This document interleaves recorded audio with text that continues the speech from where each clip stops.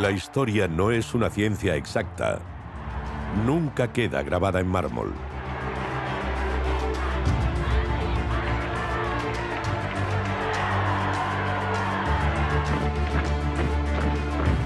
Con el paso del tiempo, el conocimiento del pasado se completa y evoluciona.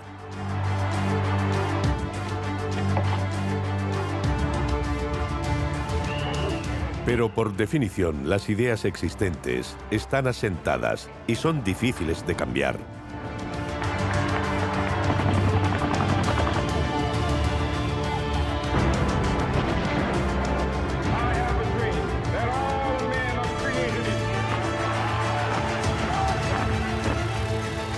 Para comprender las diversas realidades del mundo, a veces hay que desechar esas ideas y descifrar los hechos examinándolos desde otro punto de vista.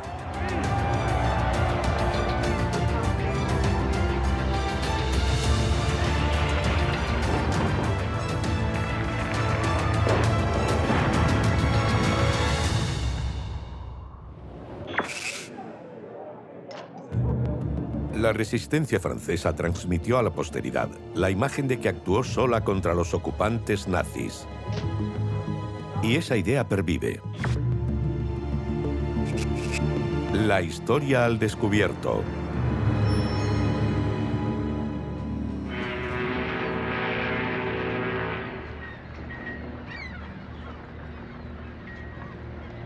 ...22 de julio de 1940... En el puerto de Southampton, en el sur de Inglaterra, desembarca una gran cantidad de pasajeros.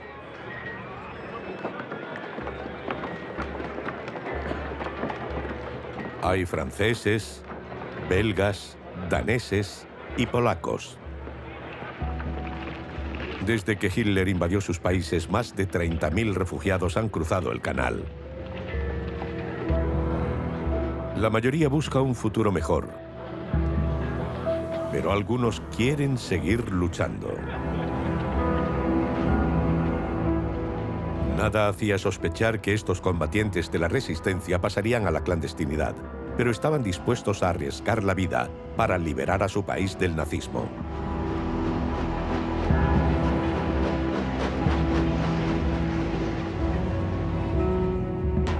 ¿La Europa ocupada, una resistencia fragmentada?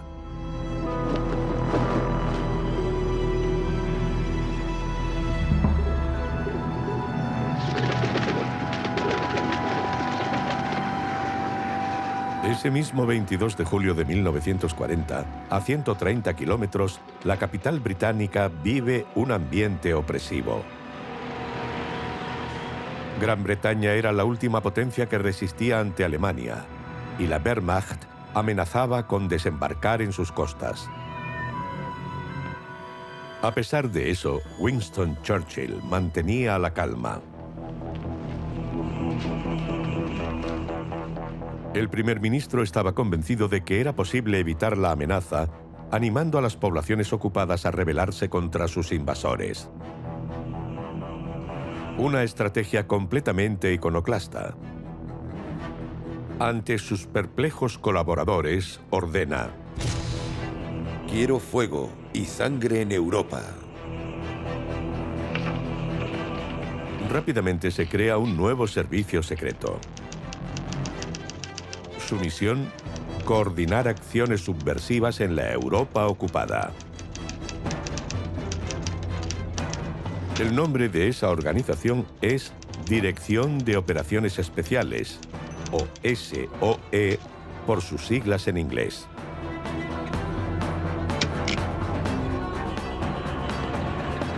A partir de ahora, todo está permitido. Vía libre a la guerra de Lampa.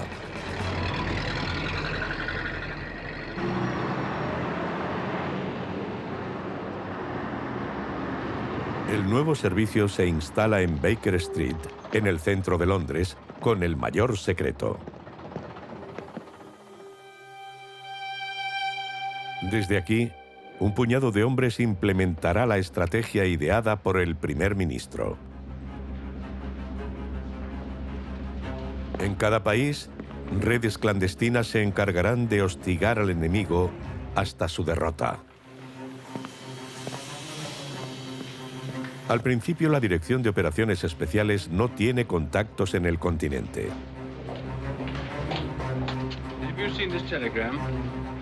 Un hombre tiene la solución.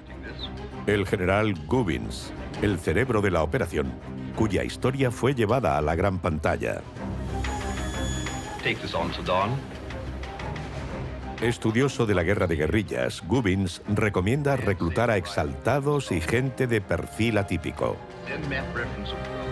Y encuentran algunas joyas en los círculos de la aristocracia.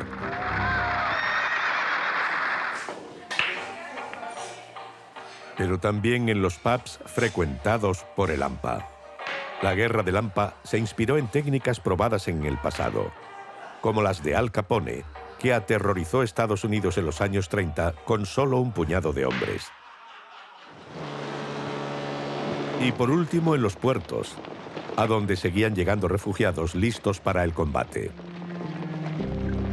Su perfecto conocimiento del idioma y las costumbres de sus países de origen los convertía en los reclutas ideales, capaces de actuar sin llamar la atención. A finales del verano de 1940, patriotas de todas las tendencias se habían unido a las filas de este ejército inverosímil.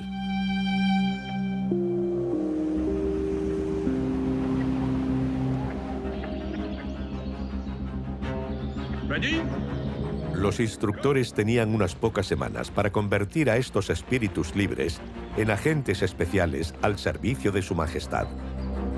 El general Gubbins se lamenta. El SOE está bajo una intensa presión. Tiene que estar operativo lo antes posible. La improvisación forma parte de nuestro día a día. And shoot to kill. Técnicas de guerrilla. Prácticas con explosivos. First, a vicious bash with a tin hat. Then grab at the fork. Cómo dar muerte en silencio. And that's the end of that one. Sin olvidar el indispensable aprendizaje del salto en paracaídas. Se les advierte a los reclutados que solo 1 de cada 2 regresará con vida.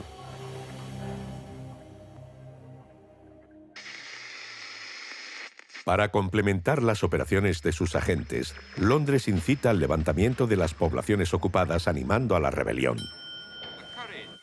La BBC, una nueva arma radiofónica, lanza sus consignas. Alle hoorders buiten Nederland. Lang leve het vrije, dan herrezen vaderland.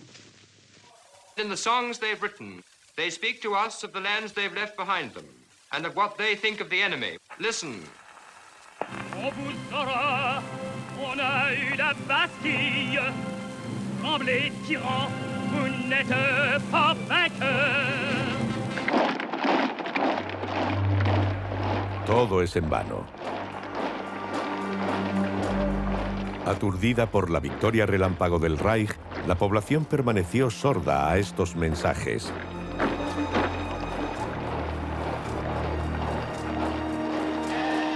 Los primeros combatientes de la resistencia intentaron oponerse a las fuerzas de ocupación con medios muy limitados. Algunos publicaron periódicos clandestinos.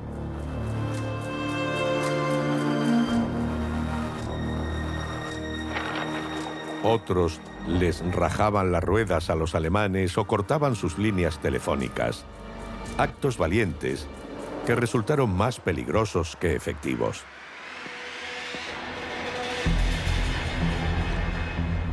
Churchill se impacienta y apremia a su Estado Mayor.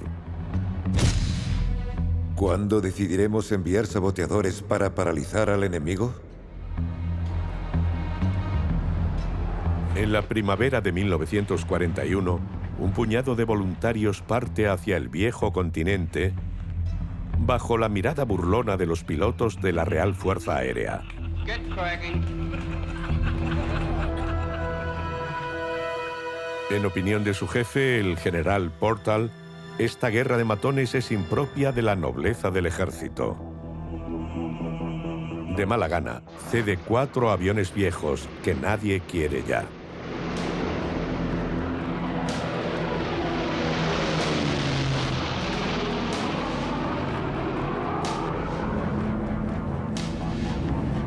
Como para dar la razón al general, la mayoría de esas primeras misiones del SOE terminan en fracaso.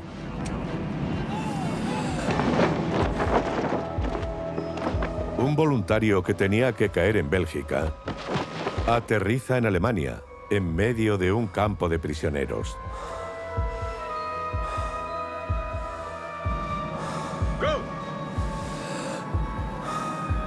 El paracaídas del agente destinado a ser el jefe de la resistencia danesa no se abre. Su cadáver revela a los alemanes la actividad clandestina de los británicos. Todas las esperanzas de infiltrarse con rapidez en Dinamarca se vienen abajo. En Francia, el resultado no fue mucho mejor. El éxito de algunas operaciones, incluido un ataque a la central eléctrica de Pessac, se ve empañado por un capricho de los artífices entregados a la picaresca. Viajan a España a celebrar su éxito, diluyendo en los vapores etílicos su patriotismo y el dinero que les confió el SOE.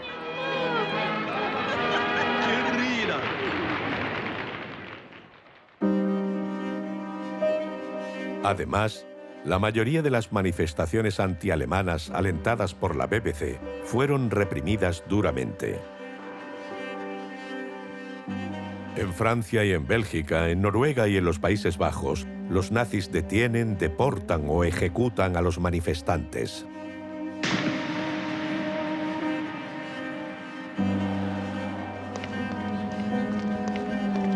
Dieciocho meses después de su creación, Winston Churchill reflexiona sobre el fracaso de su ejército en la sombra. El sueño de una insurrección general se desvanece. En cuanto a las redes de saboteadores en las que había depositado tantas esperanzas, no han logrado incendiar Europa. Mientras tanto, la maquinaria bélica nazi ha llegado a las puertas de Moscú. Se hace necesario un cambio de estrategia.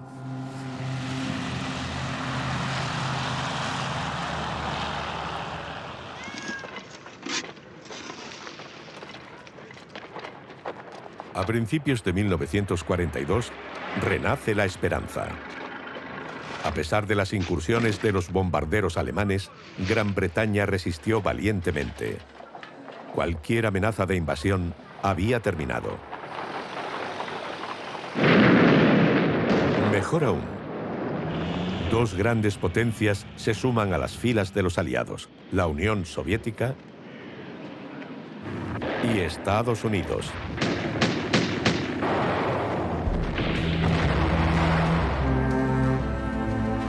Uniendo sus fuerzas, los tres líderes esperan conseguir una victoria militar clásica que culminará con un desembarco en el viejo continente.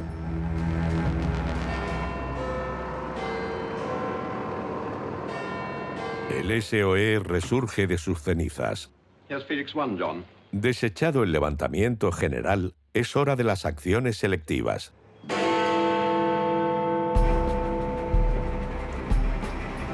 A partir de entonces, la misión de los agentes de Su Majestad es debilitar al enemigo en espera de futuras operaciones militares. Noruega, Francia, Grecia, Yugoslavia. En un año, 320 agentes, esta vez seleccionados, parten hacia el continente.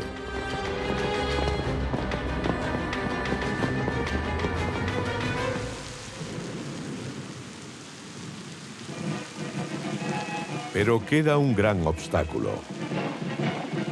La mayoría de los líderes políticos exiliados en Londres se oponen a la estrategia ofensiva. Por temor a represalias contra su pueblo, el jefe del gobierno belga, Hubert Pierlot, exige que la resistencia se limite a cuestiones de inteligencia. Pero, ¿qué les importa eso a los británicos? La soberanía nacional cuenta bien poco en la lucha contra los nazis. Su prioridad es sabotear las industrias siderúrgicas del país, tan útiles para la Wehrmacht. El 28 de enero de 1942, el SOE juega una carta ganadora. Un ex estudiante de Derecho que había llegado a Londres en los primeros días del conflicto. André Vendelin.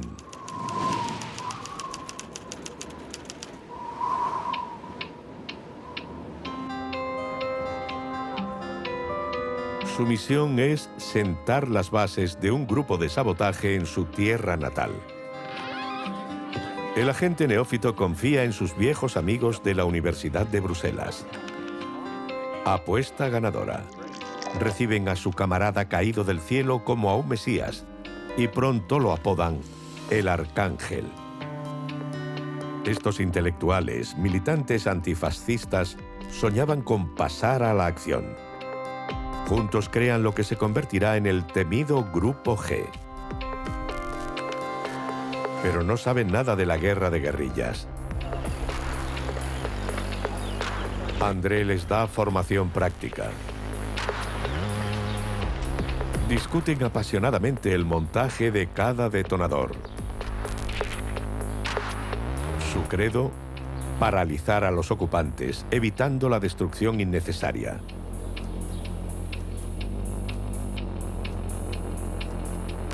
En la primavera de 1942, los aprendices de saboteadores están listos para su bautismo de fuego. Londres les asigna los objetivos. Voici notre bulletin d'information au cours duquel vous entendrez quelques messages personnels. Gaby, il va pleuvoir bougrement ce soir.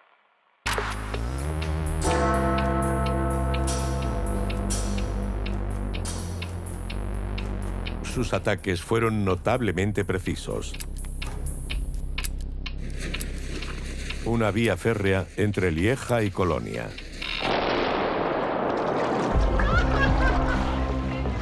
Despreciando el peligro, André Vendelin y sus amigos lo celebran.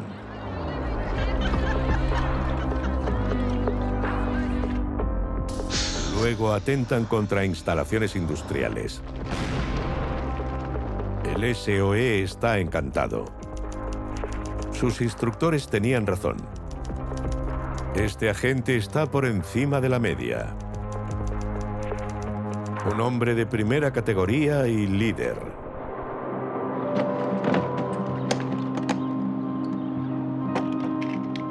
Rápidamente, el agente belga despliega al Grupo G por todo el país.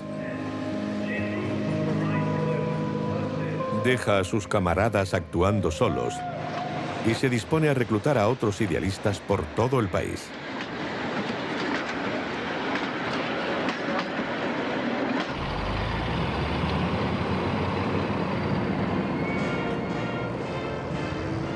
Además del gobierno belga, Londres se topa con otro líder en el exilio mucho más duro.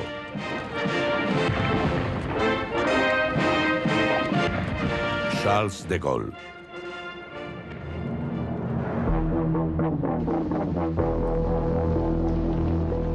El 14 de julio de 1942, día de la fiesta nacional, el francés se indignó al ver que los británicos se entrometían en la organización de la resistencia de su país cuando él llevaba meses luchando para unirla bajo su autoridad.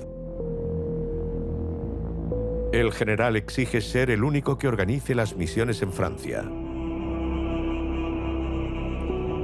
Pero su petición cayó en saco roto. Churchill no quería concederle autoridad. Sobre todo porque Francia será el escenario del futuro desembarco aliado.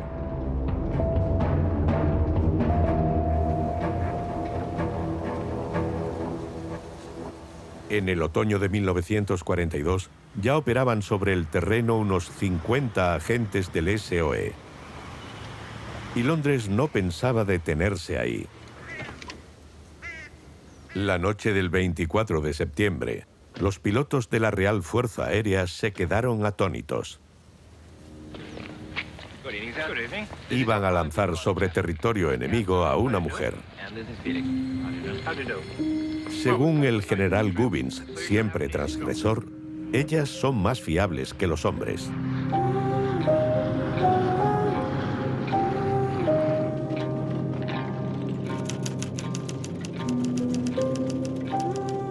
Lys de Vezac, descendiente de la antigua aristocracia francesa, opta por defender la tierra de sus antepasados bajo la bandera británica. A la 1 de la madrugada, salta al vacío. Su destino es Poitiers. Lys había exigido tener las mismas responsabilidades que un hombre. Dijo: les advierto, no jugaré a ser Mata Hari. Baker Street le confía una misión importante: acelerar la implantación de redes clandestinas en el suroeste de Francia. Bajo la identidad de Irene Brice, una viuda apasionada por la arqueología, recorre día y noche una zona de más de 300 kilómetros cuadrados. Lys de Vezac acoge y oculta a nuevos agentes. Organiza la recepción de explosivos, asistida por los franceses que había reclutado.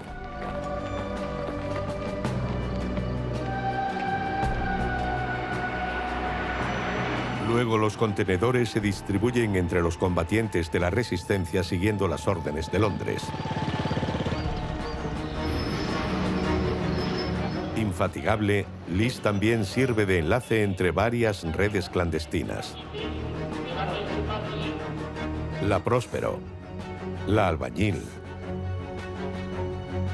y también la Científico, fundada por su hermano menor, Claude, también agente del SOE, que comparte la rebeldía y el patriotismo ferviente de su hermana.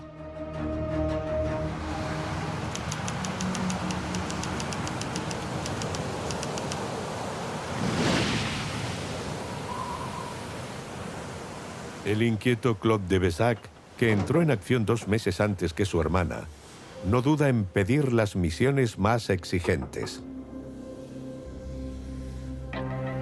Dice a sus superiores: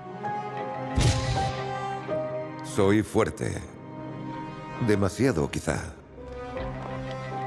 Díganme lo que hay que hacer. La respuesta no tarda en llegar.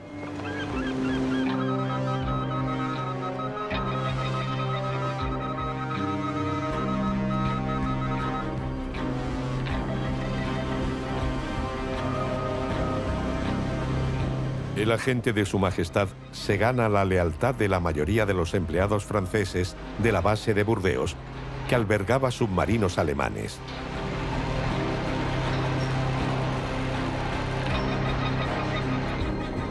A pesar de la vigilancia de los ocupantes, los hombres de Científico logran sabotear varios submarinos enemigos.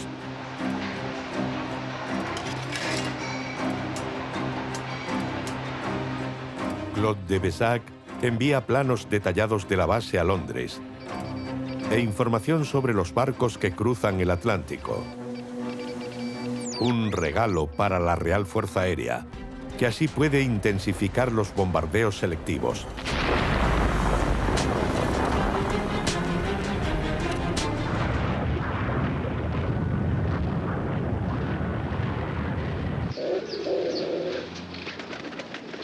En el invierno de 1942, Churchill recibe con alivio la noticia de que la guerra de guerrillas que libra su ejército en la sombra está comenzando a dar frutos. Ahora puede confiarle al ejército un objetivo de suma importancia: impedir que Hitler se dote de la bomba atómica. That area is absolutely vital.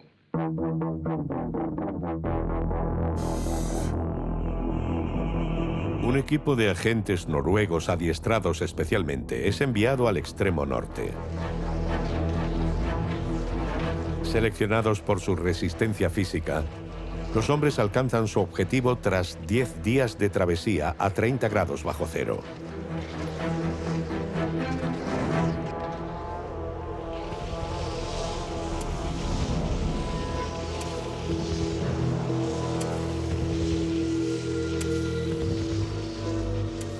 Su objetivo era destruir la planta que producía un elemento esencial para la fabricación de la bomba atómica: el agua pesada.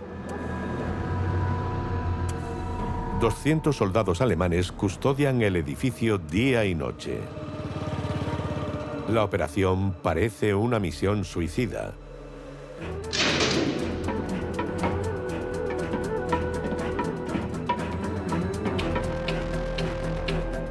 La noche del 27 de febrero de 1943, el comando logra colocar los explosivos en las máquinas.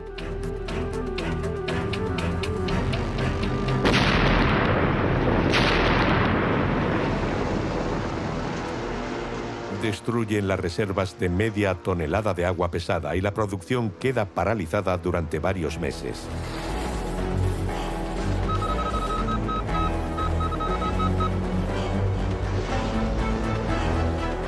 El jefe de las fuerzas de ocupación en Noruega, el general von Falkenhorst, afirmó atónito: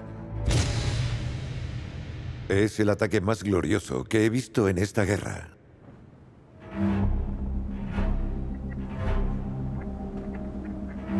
Ese invierno la Wehrmacht sufre una serie de amargos reveses. En las arenas egipcias de El Alamein. Y luego en Stalingrado, en la estepa rusa. El Reich está herido. Era hora de atacar un territorio que es el orgullo del Führer: Dinamarca.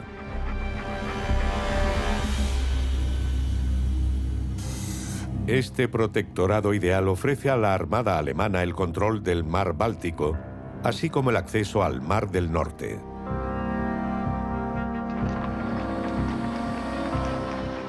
Y la guinda es que el país alimenta a las tropas alemanas. Su panceta los deleita por toda Europa.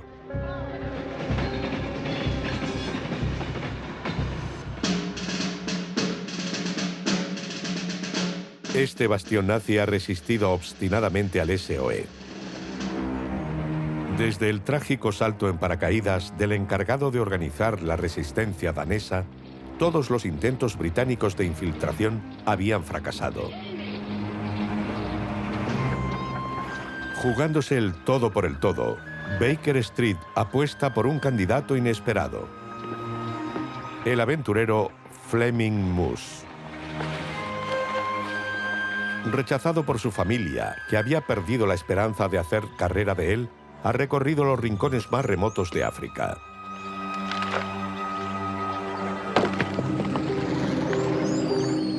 Presa de una fiebre patriótica, viaja rápidamente a Londres en busca de un papel a su medida.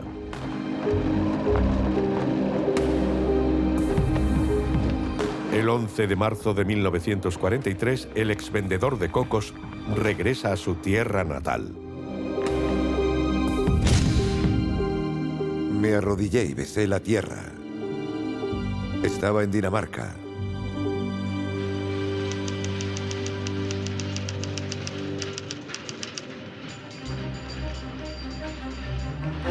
Tipo de mucha labia, el aventurero se junta con otra personalidad sorprendente: Mónica Wichfeld, una aristócrata que financia la prensa antinazi.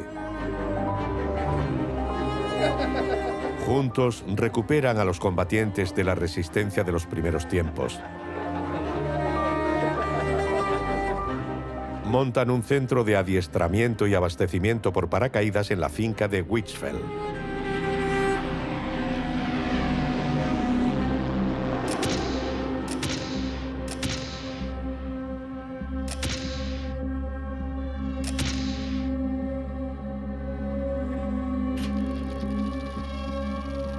Por todo el país, las redes por fin toman forma, cámara en mano, conscientes de estar haciendo historia.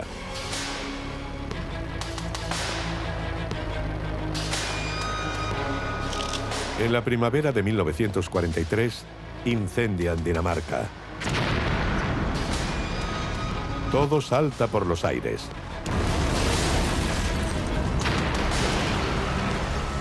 fábricas de vehículos militares, convoyes de suministros para la Wehrmacht, depósitos de gasolina, astilleros,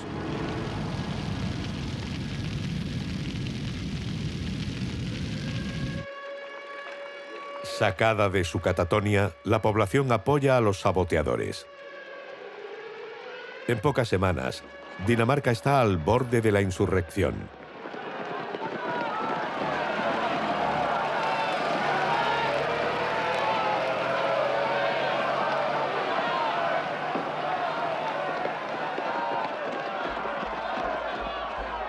Londres se alarma. Un exceso de celo puede exponer la naciente resistencia a una represión violenta. El 19 de junio de 1943, Ralph Hollingworth, responsable de la sección danesa, intenta contener a su agente. Desacelere. Ha llegado al límite. Debe obedecer esta orden. Todo es en vano. El exaventurero ha conocido a Varinka, la hija de Monica Wichfeld.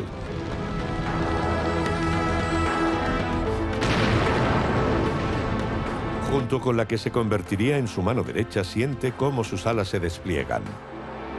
El tándem quiere llevar al país al bando de los aliados.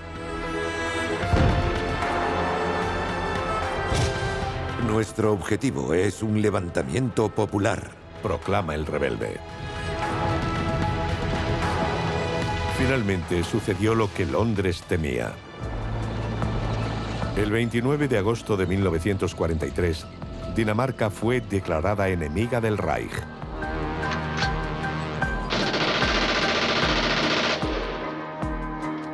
Monica Wichfeld fue detenida. Fleming y Varinka estaban acorralados. Apenas organizada, la resistencia danesa ya estaba en peligro.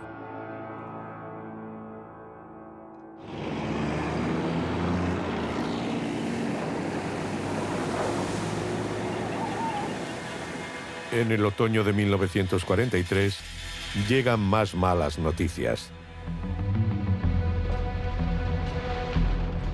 En el este, en Yugoslavia, inquietantes informes indicaban que la resistencia lleva meses perdiendo terreno ante los ocupantes nazis.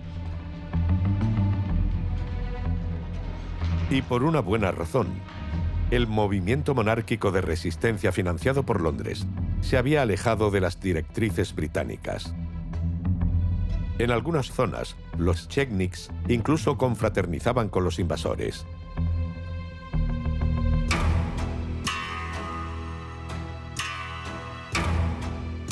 Es una catástrofe para Churchill, que había contado con ellos para contener a un gran número de divisiones enemigas. Esta vez se implicó personalmente y ordenó al SOE enviar a la zona a un hombre de su confianza. Fitzroy MacLean.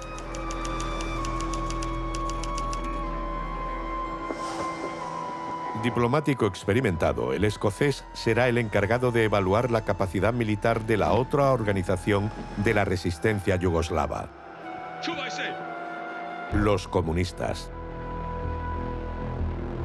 Organizados en grupos paramilitares, ya habían ganado varias batallas importantes. ¿Valdría la pena apoyarlos? El viejo león teme hacer un pacto con el diablo. Indignado, exclama: los bolcheviques son cocodrilos. ¿Cómo vamos a confiar en ellos?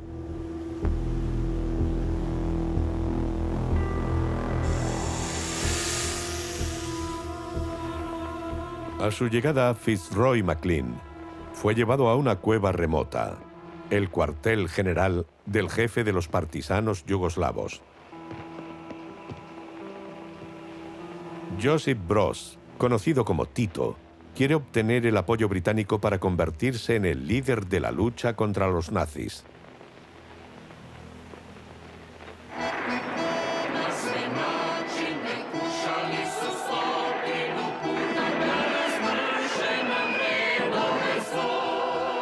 Él le presenta a su visitante una sociedad ideal.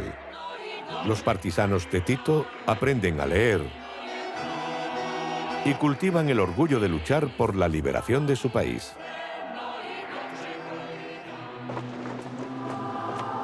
Las mujeres representan casi una cuarta parte de sus efectivos. Cautivado, el apuesto diplomático conoce a Olga con su pistola al cinto. Y a otra comandante que apoya sus argumentos con puñetazos en la mesa. Y sobre todo a Stana Tomasevich, una profesora de 22 años que se convertirá en un icono de la resistencia yugoslava. El británico escribe lleno de entusiasmo. Tito aporta a la resistencia contra los alemanes valor, realismo, ingenio y sensatez.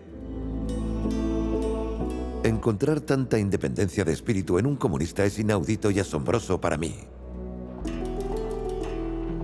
Pero Maclean también señala que Tito pretende instaurar en su país un sistema copiado del modelo soviético.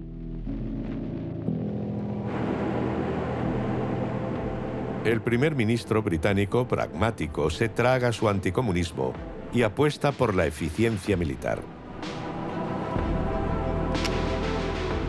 Rápidamente se entregaron toneladas de armas a los partisanos.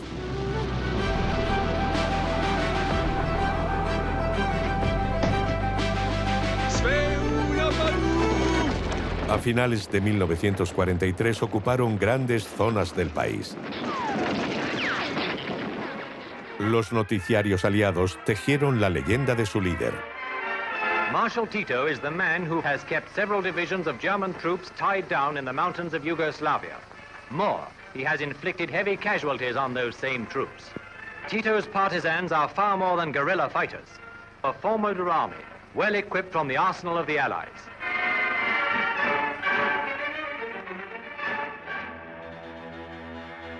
El líder de la resistencia yugoslava logró sus fines.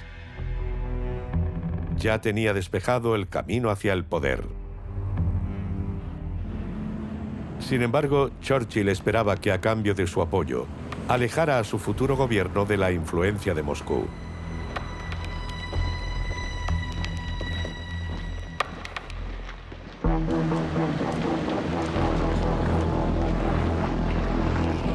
Había llegado el momento de asestarle al Reich un golpe fatal.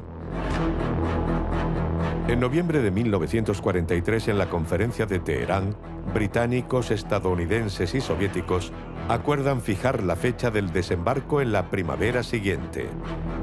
El ejército en la sombra se tiene que preparar para el último acto. Operations room.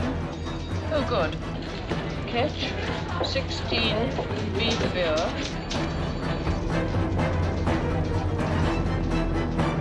Good morning. El general Gubbins, cerebro del SOE, reúne a sus mejores agentes en Londres para repartir los papeles. Entre ellos están Claude de Vesac, André Vendelin, el belga, y Fleming Moos, el danés, que había logrado escapar de las garras de la Gestapo. Los alemanes querrán enviar sus fuerzas a Normandía desde Dinamarca y Bélgica. Unidades clandestinas, incluidas las de André y Fleming, deberán obstaculizarlos destruyendo las vías de comunicación.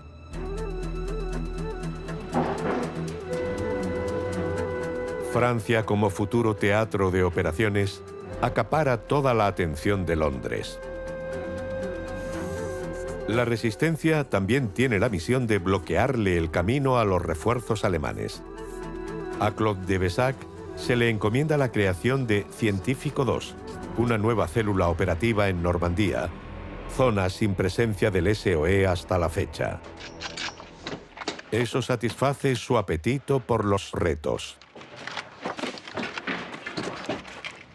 A lo largo de 1944, cayó sobre Francia un maná celestial destinado a los patriotas dispuestos a luchar.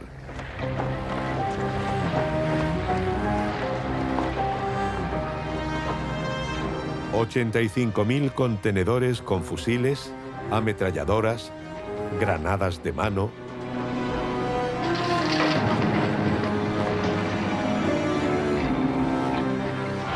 Claude equipa a los hombres de su región. Su objetivo es que se sometan a las órdenes de Londres, al margen de sus ideas políticas. Hay gaullistas, a quienes el general logra mantener bajo su autoridad, y también comunistas. Louis Petrie, conocido como Loulou, jefe de las formaciones comunistas en Normandía, admitió: antes mis hombres y yo odiábamos a los británicos. Todo cambió cuando empezamos a trabajar con Claude de Bessac. Unir a los maquis es una cosa, y otra muy distinta mantener el control de hombres impacientes después de meses de clandestinidad, que ahora están armados hasta los dientes. Algunos quieren luchar contra los ocupantes de inmediato, a pesar de las instrucciones británicas. Pronto la célula Científico 2 está al borde de la implosión.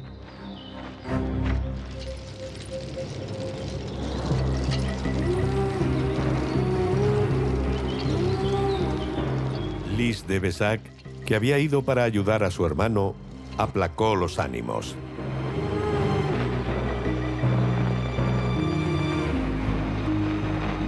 Con diplomacia les hizo entrar en razón. Llamar la atención de los alemanes sobre nuestro sector antes de la llegada de los aliados comprometería el éxito de la operación.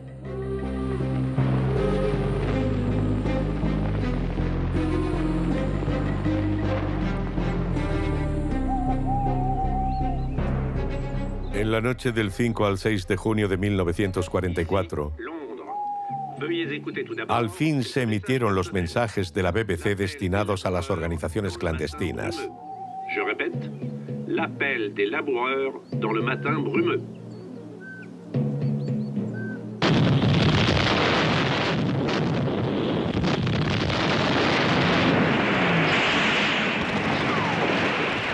Cuando 130.000 soldados aliados desembarcan en las playas de Normandía, el ejército en la sombra se lanza al ataque.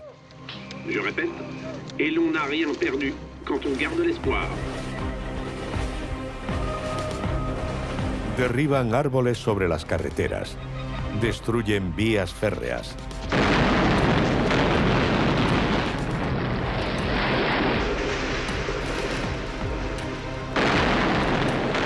Cortan líneas telefónicas.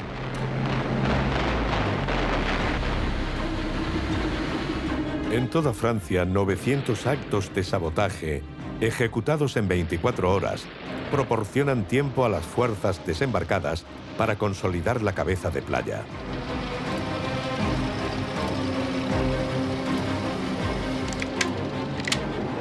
Ici, Londres. Une tasse de thé quand la nuit tombe. Gracias a su conocimiento del terreno, los combatientes de la resistencia facilitan el avance de los aliados hacia el interior.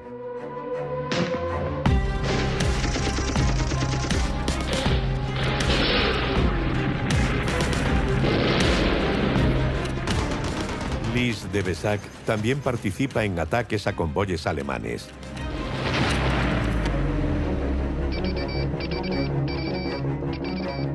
Los informes que llegan al SOE atestiguan la efectividad de esta guerra de guerrillas.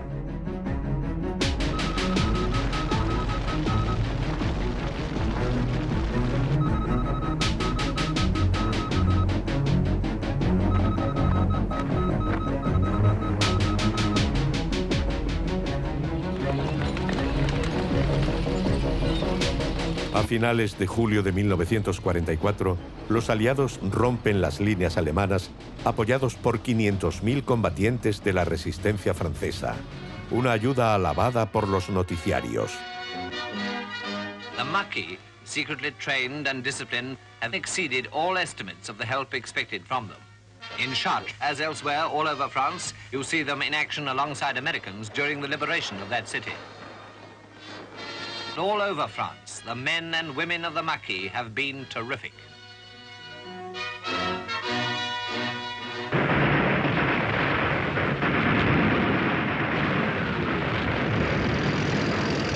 Una vez liberada Francia, los aliados avanzan hacia Alemania.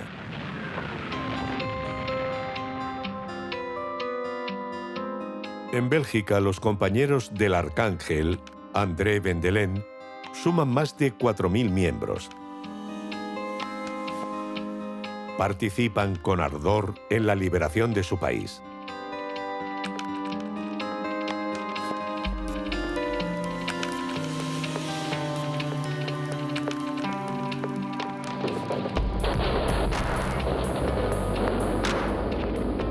En Italia, los patriotas armados por Londres precipitan la retirada de los alemanes, aceleran el avance de las tropas angloamericanas y liberan ellos solos más de 100 ciudades, como ocurre en Florencia, Génova y Milán.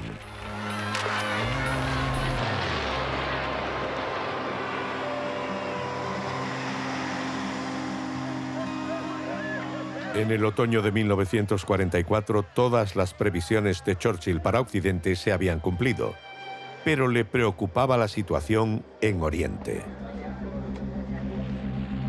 Tito, el carismático líder de los partisanos yugoslavos, había volado en secreto a Moscú para pactar con Stalin.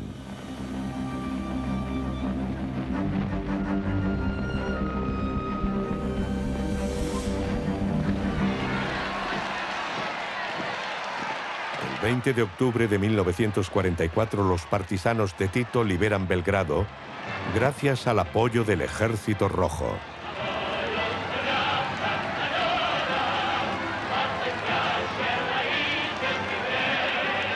Testigo de ese triunfo, Fitzroy Maclean informa a Churchill. Tito se ha instalado en la capital. Controla prácticamente toda Yugoslavia. El primer ministro tiene que abandonar sus ilusiones. El hombre al que había apoyado se dispone a instaurar un gobierno comunista en su país.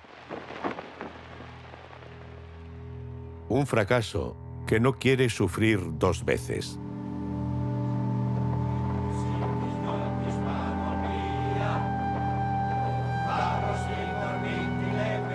La misma amenaza se cierne sobre el país vecino, Grecia. Regiones enteras son liberadas por los comunistas, sin ninguna ayuda del SOE.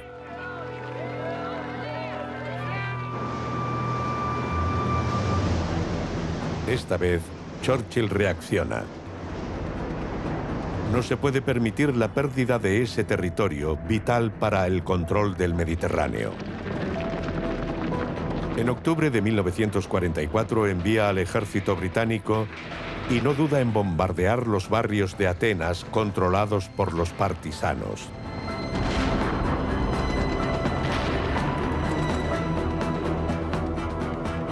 Además, Londres impone el regreso del impopular rey Jorge II.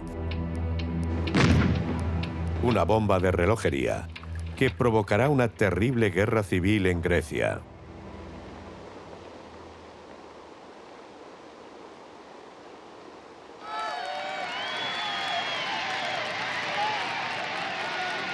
El 8 de mayo de 1945, Alemania se rinde al fin. El pueblo vencedor celebró jubiloso una liberación que también había ayudado a lograr. En Dinamarca, el agente Mus y sus combatientes, demasiado alejados del teatro de operaciones, no pudieron participar. No obstante, el rebelde celebra su propia victoria. Varinka ha sucumbido a sus encantos y ha accedido a casarse con él. En Londres, Baker Street también está de celebración. Colin Gobbins, el caballero de la SOE, recibe la felicitación del comandante en jefe de las fuerzas aliadas, el general Eisenhower. Considero que el trabajo de la SOE en toda Europa ha desempeñado un papel muy importante en nuestra victoria final y completa.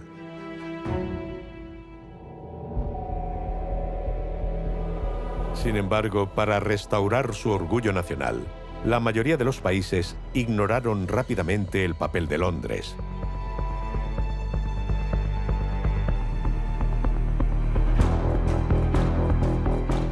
El general de Gaulle expulsó inmediatamente de Francia a los agentes británicos. Y cada país reescribió la historia a su favor. Esto se hizo aún más fácil cuando un incendio devastó las oficinas de Baker Street y parte de sus archivos se convirtieron en cenizas. Así, la heroica leyenda de los pueblos liberados por sus compatriotas de la Resistencia quedó grabada en mármol, traicionando el dicho favorito de Winston Churchill: la historia la escriben los vencedores.